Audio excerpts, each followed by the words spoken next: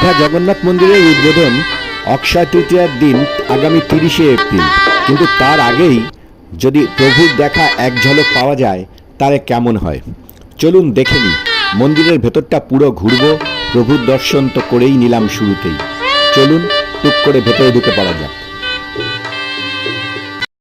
বন্ধুরা, গতকাল ভোরবেলা চলে এসেছিলাম দীঘা জগন্নাথ মন্দিরের সামনে।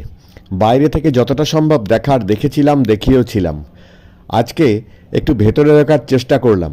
চলুন ভেতরটা দেখে নিই কেমনভাবে সেজে উঠেছে দীঘার শ্রী জগন্নাথ মন্দির।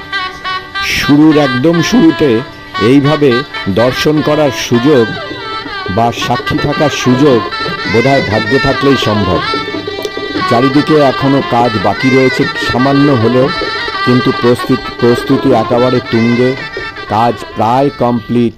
ভেতরে কি অসাধারণ ডেকোরেশন, দেখলে চোখ ধাঁধিয়ে যাওয়ার মতো। চলুন মন্দিরের বাইরেটা রাত্রেবেলা কিভাবে আলোকসজ্জায় সেজে উঠেছে বা উঠবে, পুরোপুরি রূপ পাবে, সেটা একবার ঘুরে দেখে নিই।